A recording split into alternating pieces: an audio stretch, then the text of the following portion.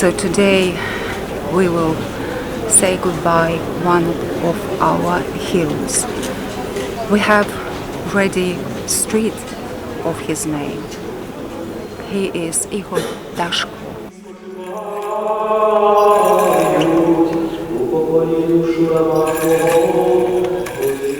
My brother, victim of this war, as many thousand persons in Ukraine.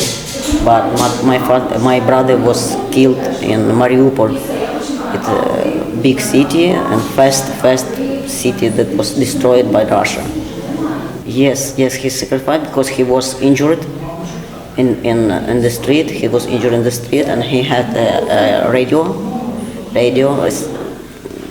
with code radio, and he preferred to destroy this radio also and sacrifice himself. So many years ago he told me that Russia is our enemy. When most of people didn't believe that Russia are enemy, most people think Russia are brother, but my brother told me Russia fight against us 300 years. So we have still now enemy as Russia. So we probably will have great war about after few years, and he was always ready for war.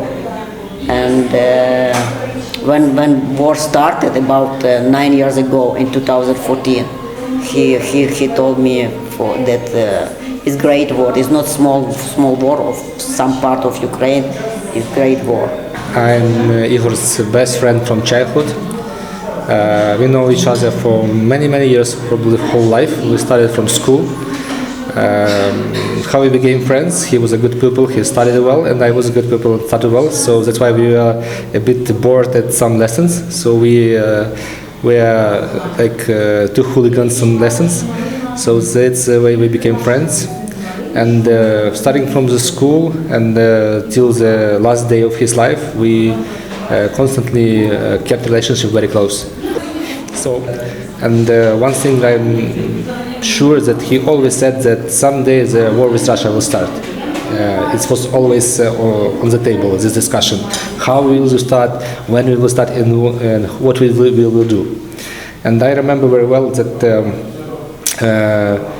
when the war started in 2014, Igor was in Luhansk border, close to Russia, and after a few months of defending the border, he crossed the border to Russia and was captured by Russian military. So he spent a few months in Russian captured in jail, and when he was exchanged and came back, we met, and he said, I for sure they will come back. But when we talked a month before, a week before, he said they probably won't come because I don't see they are well prepared. There are not enough forces from their side. They cannot attack us because we are much stronger right now. They cannot swallow such big country with such military force as we have and such limited ammunition they have. And when the war started, I remember I was in Kyiv. I wake up in the morning with the bombing Kyiv. And he called me in the morning, said, sorry, I was mistaken. And take your family and go back to West.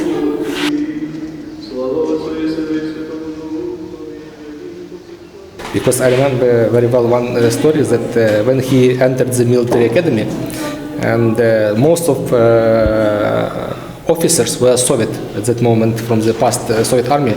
And when they asked him during the lesson who was the biggest enemy of Ukraine, everyone expected the proper answer should be NATO. And he said, he raised his head and said, it's Russia. Yeah, and they take him away from the room and tried to punish him for this answer. But he was a rebel, and he was confident what he's saying. He knew from the history, from our countries, that who is true enemy, who killed most of Ukrainians during the history.